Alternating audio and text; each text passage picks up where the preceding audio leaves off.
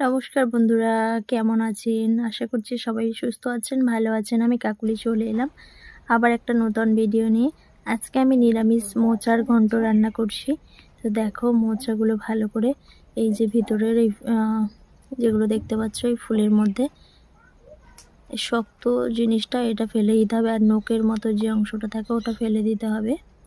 তো ভালো করে এগুলো ফেলে পরিষ্কার করে নিতে হবে আগে। তারপরে দেখো কুচিয়ে একটা পাত্রের মধ্যে একটু হলুদ জল দিয়ে রেখেছিলাম, কারণ হচ্ছে মোচার মধ্যে যে কষটা থাকে ওটা হলুদ জলে দিলে কষটা চলে যাবে। তো সেই কারণে একটু হলুদ জল করে রেখেছিলাম গামলির মধ্যে। তো দেখো কুচিয়ে কুচিয়ে দিয়ে দিচ্ছি।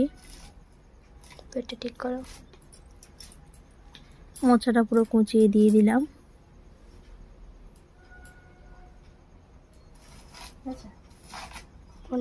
তো বন্ধুরা, কে কোথা থেকে ভিডিওটি দেখছো অবশ্যই জানিও। আমার বাড়ি ক্যানিং। তো দেখো এখানে নিরামিষে যেহেতু রান্না হচ্ছে, তেজপাতা, শুকনো লঙ্কা এবং নিয়ে নিয়েছি গোটা গরম মশলা। তো দেখো আগে শুকনো লঙ্কা দিয়ে দিচ্ছি, তেজপাতা দিয়ে দিলাম, গোটা গরম মশলা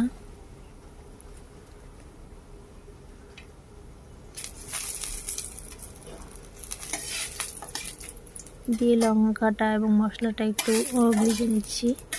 তো বন্ধুরা, কে কোথা থেকে দেখছো অবশ্যই কমেন্টে জানিও। ভিডিওটি ভালো লাগলে লাইক কমেন্ট করো, আর বন্ধু যারা এখনো হয়নি তারা সাবস্ক্রাইব করে দিও।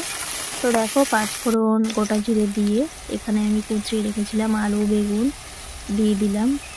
আলু বেগুনটা ভালো করে ভাজা হয়ে গেছে। এবার আমি দিয়ে দেবো টমেটো কুচিয়ে রেখেছিলাম। তো টমেটো কুচানোটা দিয়ে দিলাম, দিয়ে দেখো মোচাটা জল ভরিয়ে রেখেছি দিয়ে দিলাম। পোলার মোচার এই রেসিপিটা না দারুণ খেতে লাগে। আমার মাও এইভাবে বানাতো, তো আমিও এইভাবে বানাই। তো দারুণ লাগে খেতে। তোমরা অবশ্যই বানিও, নিরামিষ যখন থাকে তো তখন এইভাবেই বানিও, দেখবে অসাধারণ লাগবে খেতে। আর এখানে হলুদ একটু দিয়ে দিলাম। কথা বলতে বলতে আমার পুরো সবজিটা কষানো হয়ে গেছে। এবার ডালটা দিয়ে একটু জল দিয়ে দেবো, দিয়ে একটু ঢাকা দিয়ে দেবো। তো একটু বেশি জল দেবো যাতে ডালটা সেদ্ধ হয়ে যায় ভালোভাবে দিয়ে। আর আমি ঢাকা দিয়ে রেখেছিলাম। দেখো ডালটাও সেদ্ধ হয়ে গেছে। দেখো রান্নাটা কেমন হয়েছে। তো সব সেদ্ধ হয়ে গেছে প্রায়, আর একটু ফুটিয়ে নেব। এটা রান্নাটা একদম গায়ে গায়ে হবে। আর তারপরে আমি দিয়ে দিলাম দুটো কাঁচা লঙ্কা চিড়ে।